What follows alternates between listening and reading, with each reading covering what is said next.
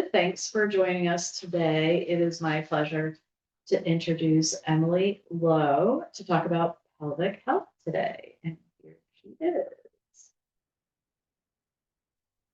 Hi, everyone. Small group, but sometimes that's really nice. Everyone can ask questions. We'll have more time. Pelvic health can be very personal, so feel free to, if you don't feel comfortable asking with everyone present, feel free to ask at the end and come up to me individual or in the chat as well, so that I can make sure I address any personal questions as well. Today, I'm going to talk about pelvic health and cancer treatment. Just to kind of go over little disclaimers, we are covering the very basics of pelvic health. There is so much on this topic, and I personally love pelvic health, so I'm happy to speak about it more, but we are just covering the surface today. There's so much more than what I will get into today. It's important that you do speak with a provider before coming to pelvic health therapy. And just so you know, pelvic floor therapy is not just all about Kegels. Most people tend to know that term. And what I mean by that is pelvic floor muscle contractions or exercises have been known in the past to be called Kegels. So I'm going to kind of start off with almost a little bit of a brief kind of anatomy, just kind of an awareness of what even is the pelvic floor. When I'm talking about the pelvic floor, I'm talking about the muscles that line the bottom of the pelvis. So as you can see in that picture, the red are all muscles, and then the white is ligaments and bones. The function of the pelvic floor muscles, they have four major functions. The functions are to support the organs. So we have organs in the female, the uterus, we have a bladder and the rectum that all sit there. And even further up, right, we have intestines and things that sit and put pressure down on the pelvic floor. And they are sphincteric, which means they open and close holes, such as to pee and to poop, and in females, to open the vagina as well. They are stability muscles, so they help stabilize your pelvis and your hips when you move. And then they have a sexual function as well. There are, interestingly, 20 muscles, which most people don't know that. Some of them are very small, and some of them are very close to the surface, and some of them are deeper. A colleague of mine likes to refer them as the pelvic door, or the muscles that open and close the openings, the sphincters, and then the core are those deeper pelvic floor muscles that she likes to refer to as the trampoline, because they are more supportive. So a lot of times people come to see me for pelvic health dysfunction due to bladder problems. So I'm going to kind of briefly go over what even is normal bladder function. So this image here that you can see is a picture of how the bladder truly works. So if you follow it, number one, we are always storing and filtering urine, whether that's from hydration or things that we drink or bodily fluid. So that picture at the top is a bladder that is filling slowly with urine. And what most people don't necessarily know is that your bladder is a muscle. It's called the detrusor muscle. And as it starts to fill, technically the muscle of the bladder is relaxed so that it can start to stretch as it fills up.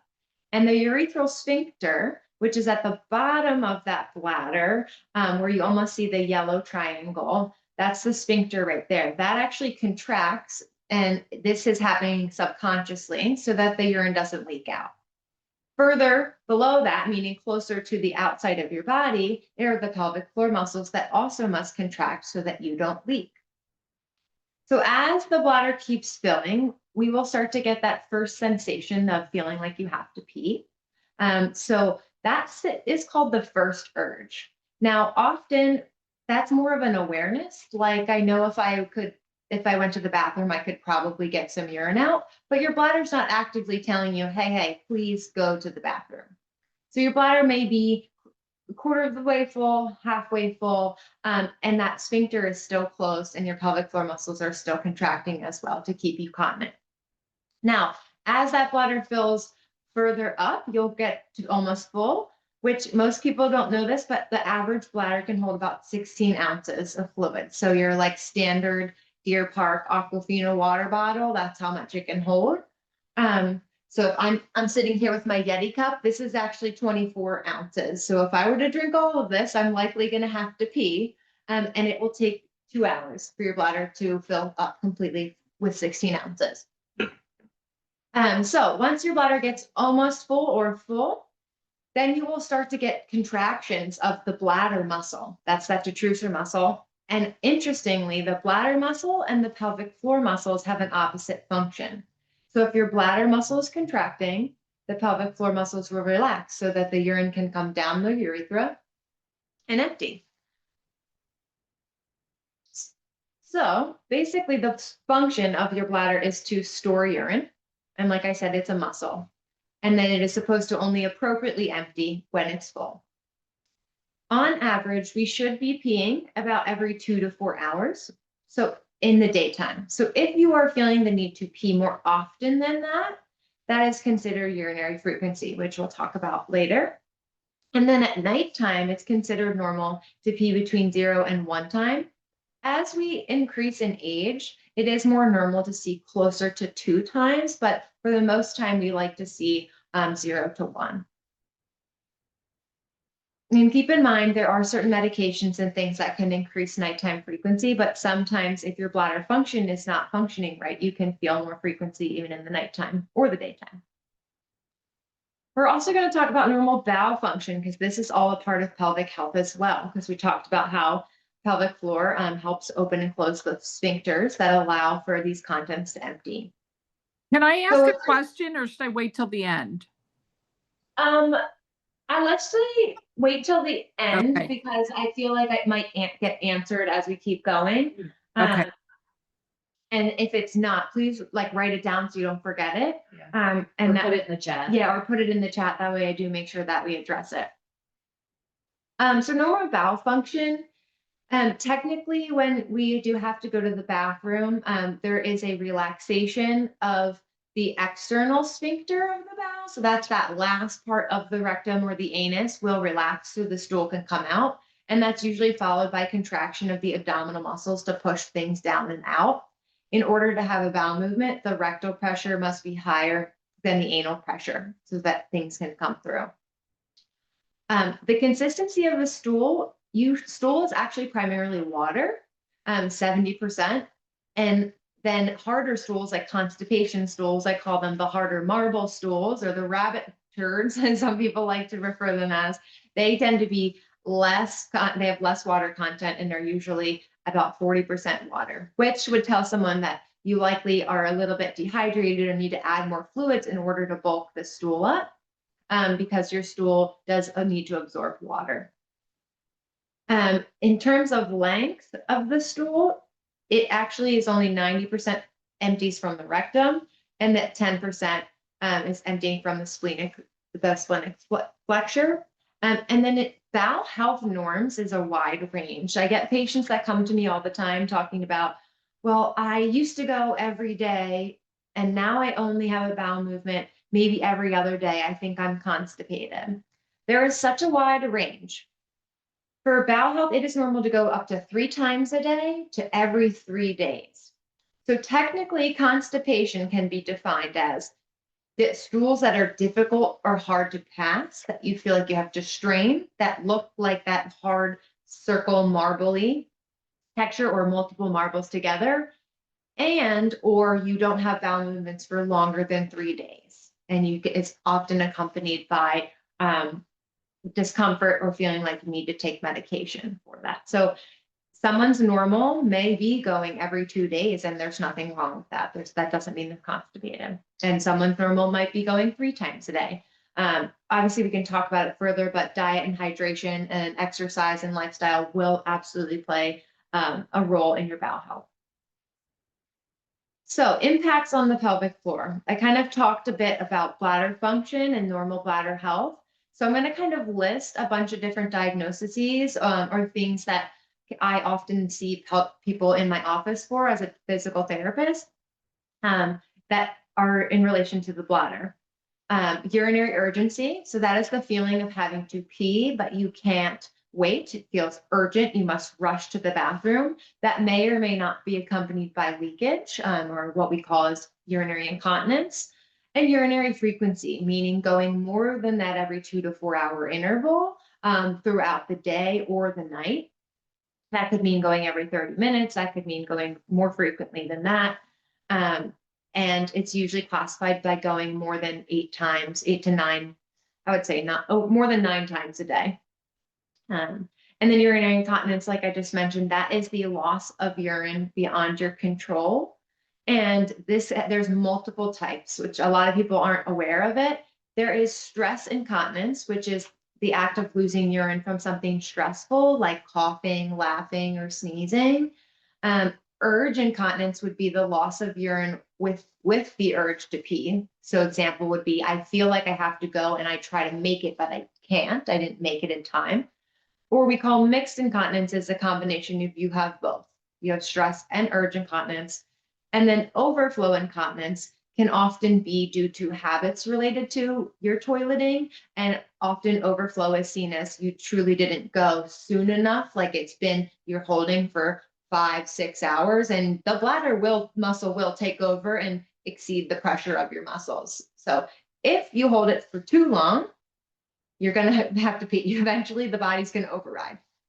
So there are multiple different types of urinary incontinence. In terms of bowel function, different diagnoses that I see in my office or that are very common. I do like to preface that all of these issues are extremely common, and they all can be helped. Not just with medication, but with proper lifestyle changes and pelvic floor exercises as well. So for bowel health issues, I often see in my office constipation, frequent abdominal pains, bloating, straining, feeling of incomplete bowel emptying. So that is like you go to have a bowel movement and you feel like you just can't get it all out. It's that feeling that something's still there, which could be accompanied by manually trying to assist evacuating stool or just feeling like you need to return to the toilet frequently because you just can't get it all out. And fecal incontinence, which is the loss of stool beyond your control. I do tell everyone in terms of the fecal incontinence that if there is truly a GI issue and that you have a bacteria, C. diff, something that's causing you to have diarrhea stools, doesn't matter how strong your pelvic floor muscles are, I will have fecal incontinence if the stool is liquid. Your muscles are not made to hold back the liquid. So fecal incontinence though can happen with looser stools that aren't liquid, where the anal sphincter is not strong enough to help hold things back. But the number one thing we would work on, if it's not truly an issue of bacteria or GI issue, is bulking the stools up and strengthening the muscles so that you can remain continent. And I do like to preface also some medications can cause diarrhea. Certain chemotherapies, certain weight loss drugs will often cause those things as well. So sometimes certain things can't be 100% better if it's related to a medication at the time. And then sexual function is a lot of diagnoses that I see in my office, such as pain with sexual intercourse, decreased desire, issues with body image, postural function issues such as back, hip, or pelvic pain, or difficulty returning to regular activities due to any of those pains as well. And then the next slide, I'm talking about not enough versus too much. So most of the time, if you were to come see me in my office, I would be looking to determine whether or not your pelvic floor is underactive. So the muscles that we talked about, are they underworking or are they overworking? The overactive pelvic floor. So most people tend to come see me and they automatically assume that their pelvic floor muscles are weak or that they are just not doing enough work. And so I'm going to actually talk about the overactivity component first, because I feel like most people think that they're underactive. But the overactivity means that your pelvic floor muscles, they are never relaxing. So they are staying in a state of working all the time. So think about our shoulder muscles, right? When we are tense, we tend to hold them up, right? And don't really let them relax. And then somebody might go to touch your shoulders to massage them for you, or you do yourself and you're like, oh, man, I didn't realize how sore these were. Well, that can actually happen with the muscles in your pelvis. Now, sometimes we don't know that they're overactive unless something physically touches those muscles, like an internal GYN exam or sexual intercourse. or insertion of tampons or things like that, where we realize that there are pain at those muscles. And sometimes they're overactive, but you don't have pain yet, but it can take time till the pain comes on from the overactive muscles. But so with that, if your muscles are overactive and they're having difficulty relaxing, like on the slide, you can have pelvic pain. So your pelvis can actually, in the area lower abdominal, can feel like deeper pelvic pain, like almost by the sit bones. You can have pain with sexual intercourse, pain with any internal GYN exams. You may feel like you have difficulty emptying your bowels or bladder because the muscles are having trouble relaxing. Constipation is often an issue. Incontinence can happen with someone who's overactive because the muscles are working so hard all the time that they eventually give up. So that's where a lot of people come to see me sometimes, and they are having incontinence and they think that my muscles just must be never working. They're never turned on. And it can be the opposite. So I do encourage someone, if you are having urinary incontinence, do seek professional physical therapy help. You're obviously going to probably need a script from a physician who's aware of the issue, but it is important that you see someone in person, at least for a physical exam, so that someone can rule out whether those muscles are underactive or overactive, because your treatment will look totally different. And if you are overactive and a therapist or personnel is telling you to do Kegel exercises to strengthen the muscles that are already overworking, they're going to make your symptoms worse. So I do see a lot more of online pelvic floor physical therapy, and I think it's fabulous that we're making services more accessible. But my biggest take on it is I think you need to see someone for in person first to make sure that they know what's truly going on. And then you could, online would be appropriate. Additionally, the overactive pelvic floor can cause tailbone pain because those muscles are attached to the tailbone. So they will pull the tailbone up and under more and cause pain at that coccyx tailbone. Going into the underactive pelvic floor, more people tend to have an awareness of underactive pelvic floors, meaning your pelvic floor muscles are weaker. They're not turning on as much as they need to. They've kind of lost a little bit of that muscle tone or strength. You can see any of the types of urinary incontinence that we talked about with underactive pelvic floor. You may even feel fullness or heaviness in the pelvic area. You can have low back pain due to that. It's a supportive structure. So if we have loss of support, we are going to end up in poor postures and positions. You can have fatigue, and then you can also have urinary urgency or bowel urgency. So what does PT do? I love to preface this by that I said in the beginning, we're not just talking about Kegels. So if you were to come see me or any pelvic floor therapist within Christianicare or hopefully everywhere, the number one thing they're going to talk to you about after they've done an assessment, and we do often recommend internal vaginal assessments, or for males can have pelvic floor issues too, that may warrant a rectal assessment as well. Or female sometimes will have a rectal internal as well if that's where the issues lie. But a good pelvic floor therapist will start talking to you about behavioral and lifestyle recommendations. They are likely going to ask you to fill out a bladder or bowel diary and look at what's happening in your day to day so that they can make behavioral modifications, because those pelvic floor muscles are used so much with pooping and peeing, which is what you do multiple times, right, every day. So those lifestyle habits need to be worked on and make sure that they are not driving the issue. They are not causing the overactivity, or they are not causing different bladder signals to happen as well. So they will work with you on bladder or bowel retraining. They will talk about maybe timing your voids, and voids means urination, using strategies to defer the urge to urinate if urinary frequency or urgency is a problem, maybe some fluid or diet modifications. In terms of bowel retraining, they're going to talk about toileting positioning. Most people have kind of heard of a squatty potty, which is essentially a stool that goes underneath your feet. That can help reduce straining because it angles your rectum straight down, because most people don't know this, but when you sit on the toilet in our modern day high toilets, your rectum is actually angled back.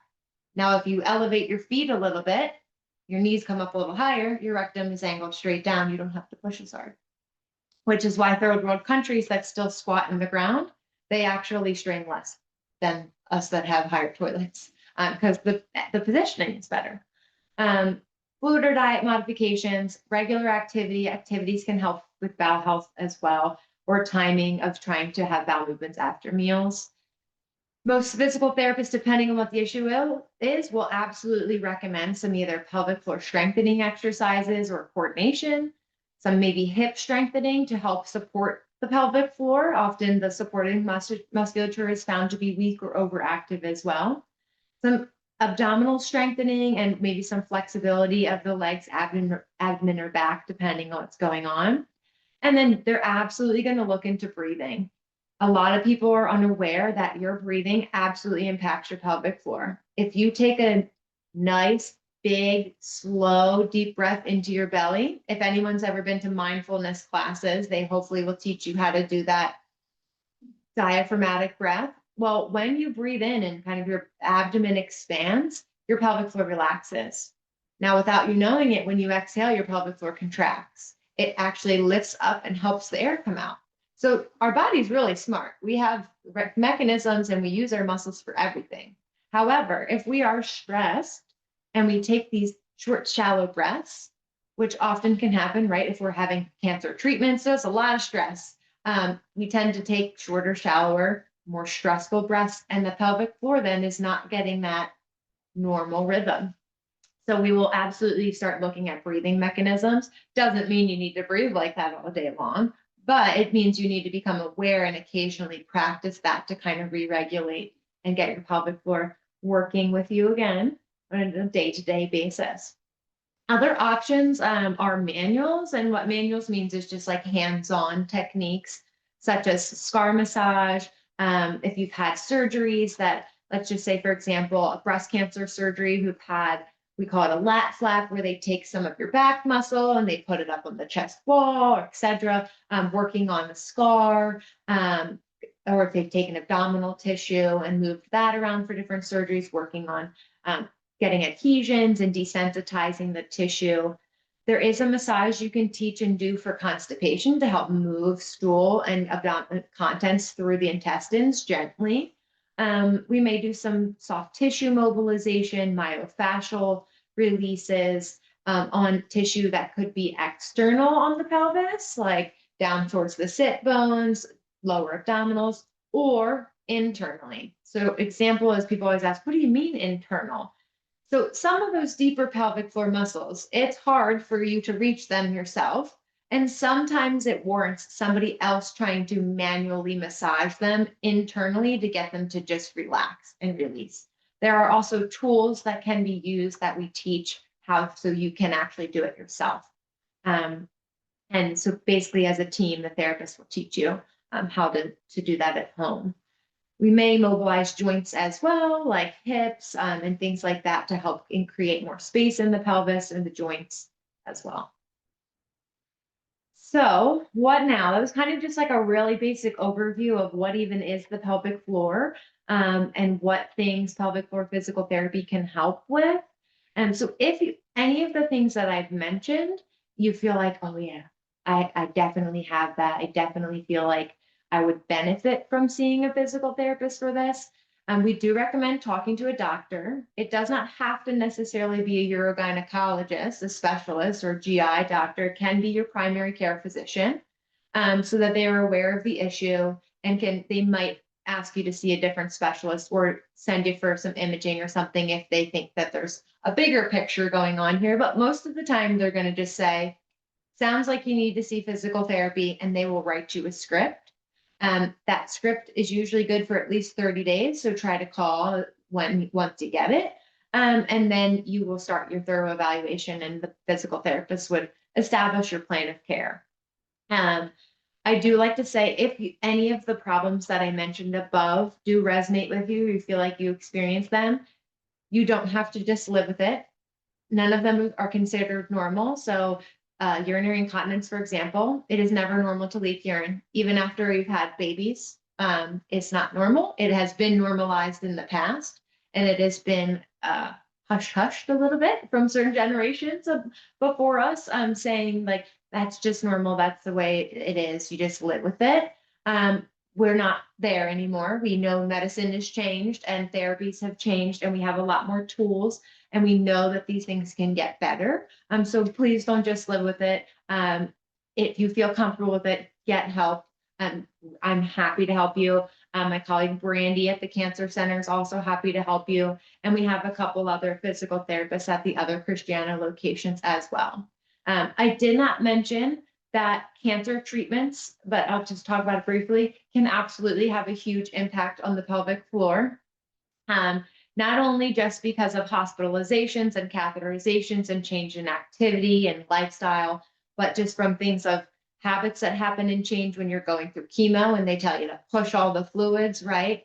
Some of the medications can cause urinary urgency and frequency. But one of the most common things I see is if any of your cancers are hormone related, and they have you on hormone blockers, or they remove structures of the body that impact hormones, uterus, ovaries, etc., or you've had radiation to any of the female genitalia, or for male, whether it's external beams on the pelvis or internal, those absolutely can cause any of the symptoms we discussed: pelvic pain, pain with bowels, urinary incontinence, and those things can be helped. They are not necessarily permanent. Treatment sometimes looks a little different based on if someone's had radiation, and or if they're actively going through treatments. So pelvic floor is definitely very personal and individualized therapy. So you might talk with the neighbor about it and be like, we both have urinary incontinence, but it is not being treated the same because the factors are different. But if you've been depleted of hormones as well, estrogen is a very happy, healthy hormone for the female body in terms of vaginal health. So when it is depleted, it can cause issues like vaginal dryness, vaginal atrophy. So it will structurally make those muscles a little weaker. And so, or it also can cause narrowing of the vaginal canal, can cause things to be drier or painful with intercourse or exams. So there's absolutely an effect, not in everybody necessarily, but there can be a huge effect if there's been changes on the hormones to the pelvic floor, and those things can absolutely be helped too. So hopefully I kind of answered a couple maybe potential questions or thoughts as we've gone on, but I would love to just open it up to further questions. And that is my colleague Brandy's son, who is definitely practicing his good toileting habits. He has a stool and he's relaxing, I guess, playing on his game so that he's not straining. It keeps him there. Yeah, working on trying to help him toilet. But questions, anybody? I definitely have one. Go So, ahead. Yeah, go ahead. okay. I had, it's called EFTR.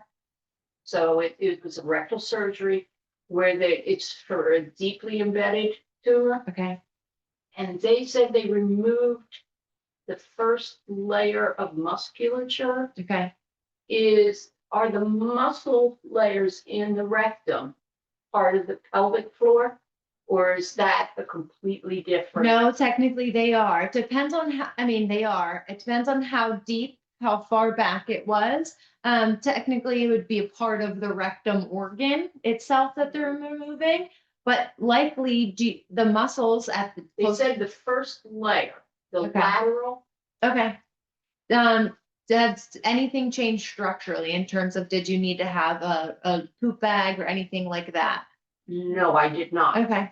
But I certainly would not have missed that. That Yeah. Wouldn't So have been a bad idea. It absolutely impacted your pelvic floor. Oh, It would 100% impact sensation.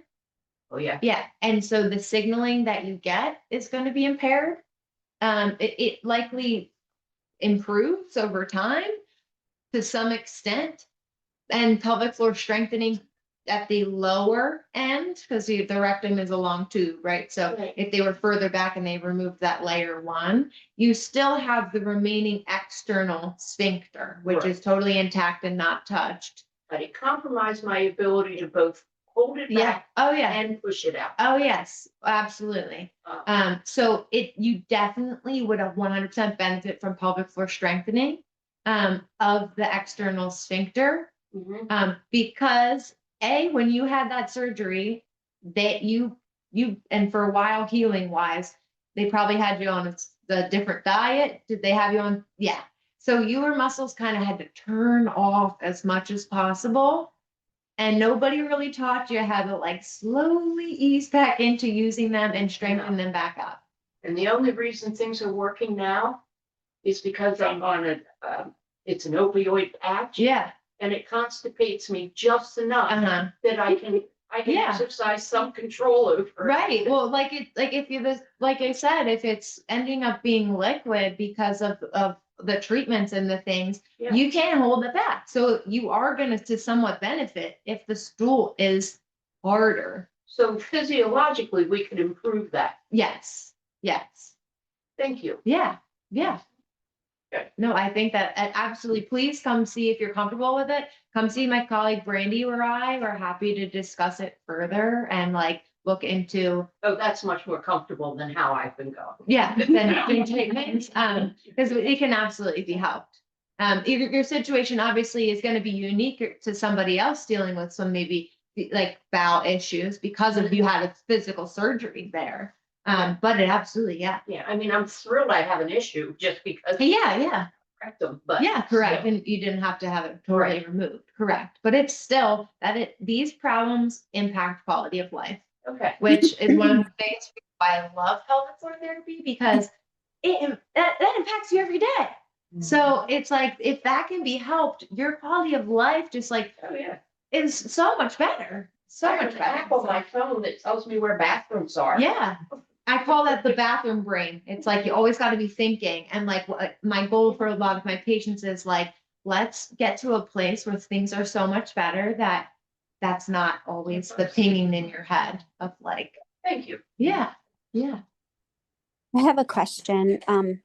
My name's Gail Santamaria, and I had cancer treatments, and I had a Whipple procedure before they started the chemo, but they had to restructure my lower intestine, and I find that now, like after that surgery, I have like bowel movements more than like 6 times a day, and mostly every time I urinate.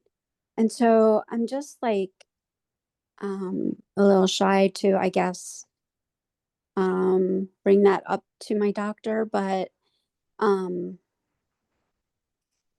is that like, I mean, is that like a normal thing or I would something say like? after what you've had your procedure, that was done.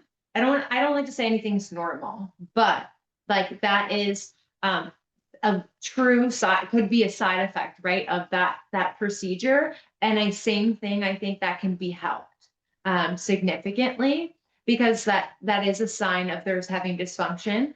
To some extent, you will likely have things move faster through your intestines because of that.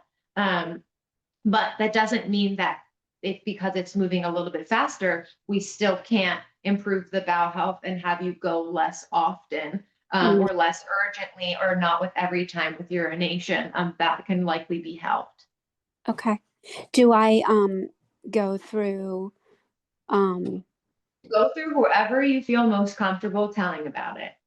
And you can say, I'm interested in doing pelvic floor therapy. Is this something you could write a script for? They should probably, any of your providers, oncologists should have no issue with it. Primary care should have no issue with it. They might want to send you just with like, just to like check off the boxes. Have you seen GI or anybody? yes, I have.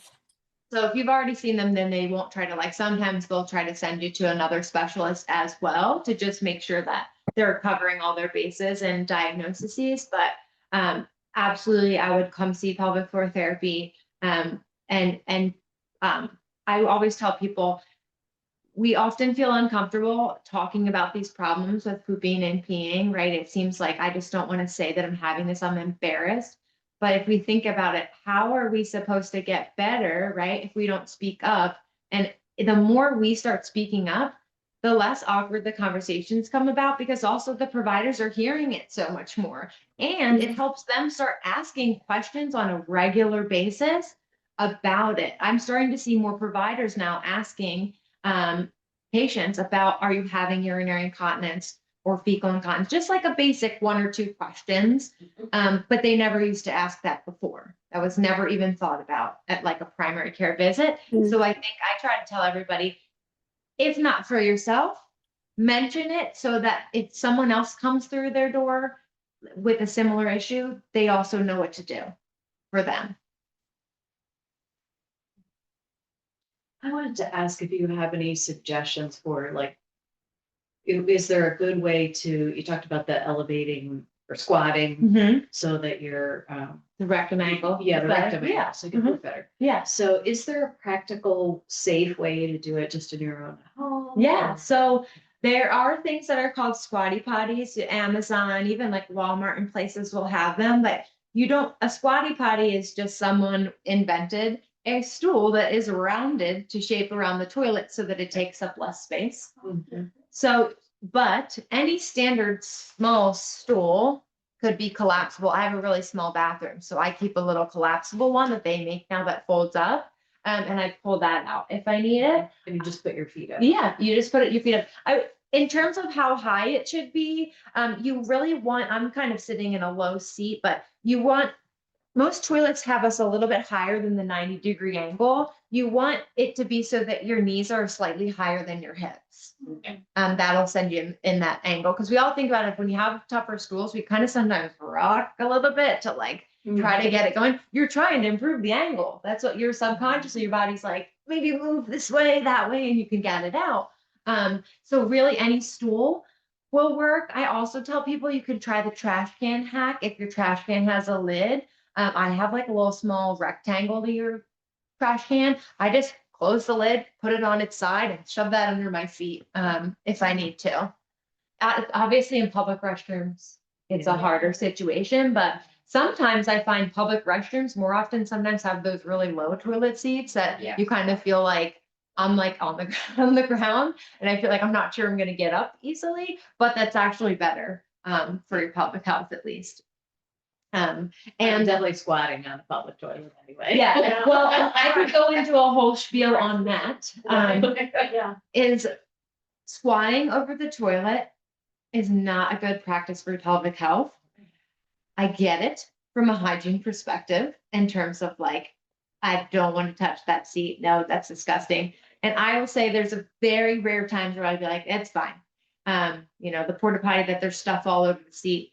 If you go into, we're all women here. If you go into a female restroom and there is stuff on the toilet seat that is urine, etc.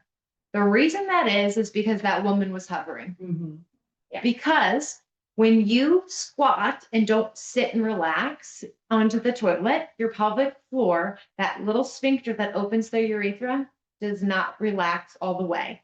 So it's like a hose that only has a slight opening, so it's going to spray. So we are almost making women's restrooms grosser by hovering because that's where you're leaking. That's where you're spraying and it's going down your legs and to the side or on the seat. That's causing that. So if we sit down, it's better. Number 2, infection disease. I have a friend of mine who's an infectious disease doctor who says the toilet seat is actually, most public restrooms are cleaned more often than our home toilet. However, the toilet seat itself, on the top, is often one of the cleaner surfaces, and the butt cheek is probably the cleanest surface on a human body because we wear underwear and pants. So the butt cheek doesn't go and actually touch all the surfaces around where we go in the day. It's covered by clothing. So when we sit down the toilet, that is actually not the grossest part of our body, right? The hands are, because they touch everything. So the grossest part of a public restroom is the handles, which we all practice good hygiene and we wash our hands and things. But I also tell people, if you really can't get down with the like, nope, still I'm gonna squat every time. I get it. Do what works for you. But if you're feeling like you can't get all the pee out, you gotta sit. There are portable toilet liners you can buy on Amazon or at CVS that you can keep in your purse, a little tiny packet. You can keep your own liners in your purse. line it yourself, or you can bring your own antibacterial wipes to wipe the seat yourself. Do what you need to do so that you do sit, because you will empty better, you will strain less, and you will make less of a mess. That's my little spiel from the toilet. Because it's a valid concern of the hygiene, I get it, but I'm like, we are making the issue worse. So, Can I ask a few questions? Yeah. Well, one is, in a lot of Asian countries, they are squatting entirely. Like I've traveled where I had to squat to the ground, like you're really squatting is, but they're probably more relaxed because they're squatting all the way down. yes, correct. So the pelvic floor is really relaxed. A deep squat will relax your pelvic floor. And all of us here in the States think that's crazy. And we also were like, I don't think I'm flexible enough for that, Yeah. right? Like It was hard. the reason that they are though is that they've always been doing it. And that's Right. like, if we always had to do that, you'd maintain that flexibility to do that because you'd have to do it every single day. So the mobility of the back and the pelvis and the hips are better just from that they have to do that every day. Yeah, So like we think it's crazy, but they just have, that's how they do it. no, it's like a deep yoga pose that people are Yeah. doing. I know I'm envious, but it was hard when you're traveling. If you're Oh, for sure. because you're like, there's just a little hole in the ground and I'm not that flexible to get that far down. Yeah. I'm sure if we did studies on pelvic pain or overactivity in countries like that versus like modern day countries that have like standard public toilets that are raised, and I bet you the statistics of they have less tight, tense, overactive pelvic floors because of the frequency that they deep squat. Mm. So I've heard that it's not good to sit on the toilet for a long period of time. Now, I don't have the issue of constipation most of the time, so that's not the issue. But if you just sit there, you get distracted. I've heard it's not so good for you to be sitting there. And of course, sometimes your legs get a little numb if you're sitting, for a long time. It depends on what and on if there's a certain issue happening when you're sitting there too long. So I don't want to say the blank statement is it's not good to sit on the toilet for long periods of time, because there's times that is actually good and helpful, and then there's times that can be bad. So what can be bad about sitting on the toilet for long periods of time when specifically you're not trying to have a bowel movement? Example would be you go into the bathroom to just urinate and you whip out your phone, you're playing Tetris or catching up on emails or something, and you're sitting there. Often what happens from the sitting on the toilet, and we do relax our pelvic floor, is you will actually sometimes often pee a little bit more as you sit there, more will suddenly come out. And the thought process is, oh, I wasn't done. I didn't even realize. But actually, we are not supposed to empty our bladders 100%. Your bladder is supposed to keep a little bit in there all the time. It's not much. It's maybe an ounce or two. It would be 2 to 3 seconds of pee coming back out. If you on a regular basis, always get that last little bit of pee out because you sit on the toilet often like that, that can ruin the bladder signaling and make you have urgency frequency. That would be a reason for it to be bad, because you're over emptying the bladder, and we're supposed to keep a little bit there all the time, just as the bladder function reminder that it's supposed to store urine. If it's always 100% empty, it thinks it's never supposed to keep urine there. It will signal you if there's anything there. So that would be the only negative to sitting there for too long. However, in some cases, if I have patients with constipation or issues with bowel health to some extent, I will encourage them to sit on the toilet for at least 5 to 10 minutes to have a bowel movement in order to relax the sphincter and cause them to not strain. So I don't think it's necessarily a bad thing. It shouldn't be, absolutely should not be every time that you are spending long periods of time. You're supposed to go in and do your business and go out if it's for urination. If it's for bowel health, usually that's not 8 times a day, unless there's a structural issue or something going on bowel health wise. So it's not necessarily a bad thing for bowels to sit there for a little bit. So That it's not like damaging, I don't know. Yeah, I don't know what it was like in your rectum, No, something like it- that. It's not putting too much pressure on it or something. no, no. If you're sitting there and pushing and straining the entire time for a long period, problem, not good. Can mess up it can cause issues with pelvic pressure or prolapse or hemorrhoids or things like that if you're straining. If you're just sitting there to try to just relax and let the stool come, not a bad problem. If you are sitting there mindlessly and then you are peeing out more pee, that is bad. That on a regular basis. If that happened one time because you just like needed to escape in the bathroom, like I run from my toddler in the bathroom, and so that's fine, but it shouldn't happen every time you go in the bathroom. I'm seeing it a lot with my like younger generation that's used to keeping their phone with them all the time. And they go in and they sit and they scroll and then they over empty their bladder. And then they start having urgency frequency from training their bladder to always be empty. So moral of the story is just do your business only when you go to the bathroom, unless you're struggling with being able to pass stool, then please sit for a few minutes and relax. That's really interesting because I do experience that if I sat for longer, like a little more comes out and you think, oh, good, I'm really empty now. Yeah. But Yeah. okay, I'll be more mindful of that. Yeah. It's okay if that happens on the occasion. If that's what it's like every time you go to the bathroom, that's not good. So then the other question I had early on was about, so when you're aging, why is it that you have to get up more often during the night? What's going on? So just like the rest of our body, think of it like the collagen and the elastin of the skin, and the ligaments that in our body become less taut. So your bladder muscle, the stretch of it is a little bit more lax. So it will stretch sooner than let's just say a 20-year-old's bladder would. As you age, so you will not have the same storage necessarily capacity in older age because of the just flexibility changes and a little bit of slight muscle tone loss at the pelvic floor muscles. You just aren't able to hold back as long, just due to standard aging changes in strength and elasticity of muscles and ligaments. But then would you experience, would a symptom of that is if you had to get up and you didn't pee that much? Or so that is actually a signaling issue and not just an aging bladder issue.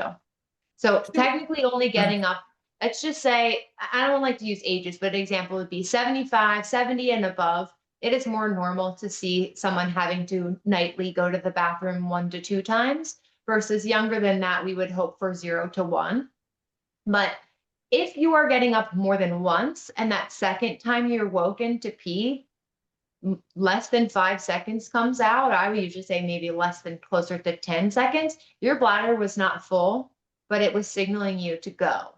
So something you're doing either in the daytime to push out all the urine or peeing too frequently, like just in case peeing very often, when your bladder's not actually full, can be causing your nighttime frequency because your bladder clearly wasn't full if you only had it like, I don't know, those times like a 4-second pee, your bladder wasn't full and it woke you because there's the signaling's off.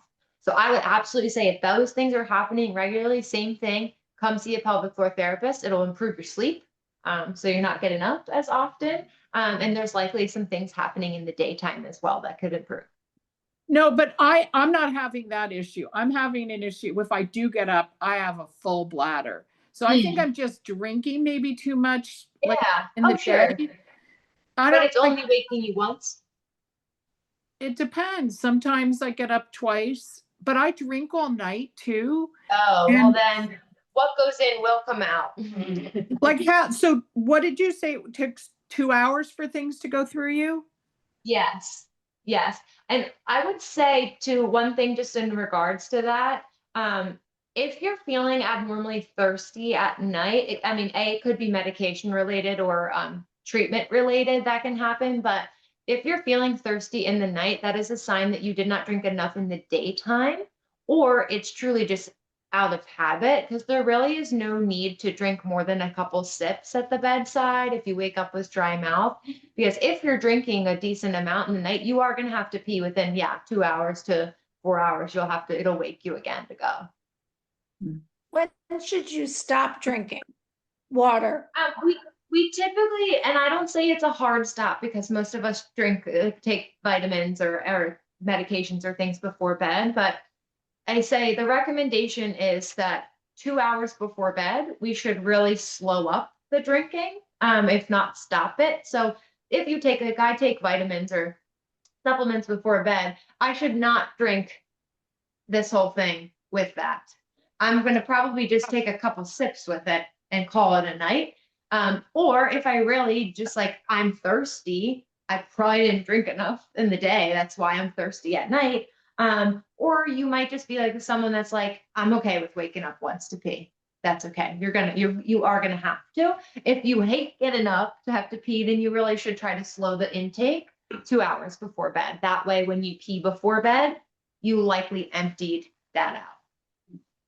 Yeah, I get, Go ahead, Lynn.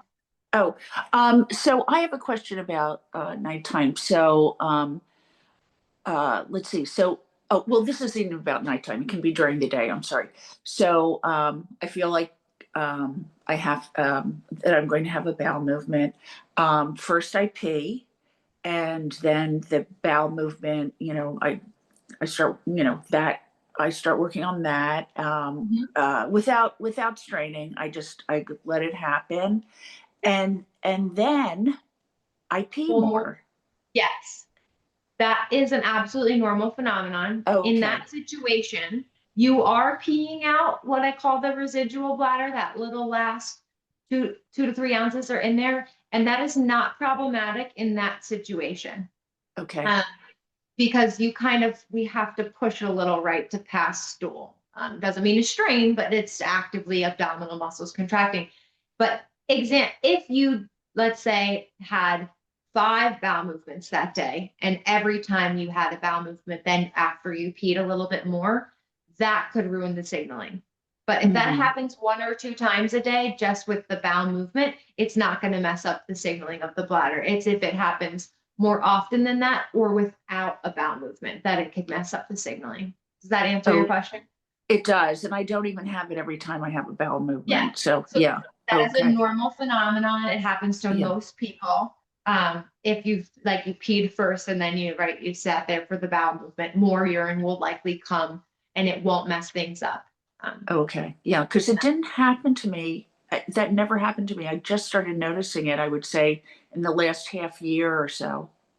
Yeah, no, that's normal. That's fine. Not a Okay. problem at all. Okay, great. Thank you. Any other questions? Oh, that was really good. But I would call it stool, not a spotty body. Stool. I like that too. It sounds good. Well, good. If there isn't any other questions, we'll say thank you, Emily, that was fantastic. Lots of good questions. It really was. Thank you so much. I learned a lot. Thank you. Tell those that missed it to listen to the recording, and that anybody can feel free to contact us if they have further questions. They can send an email, or just don't be afraid to come just even for the evaluation to learn more. It's extremely helpful and not talked about enough, I don't think.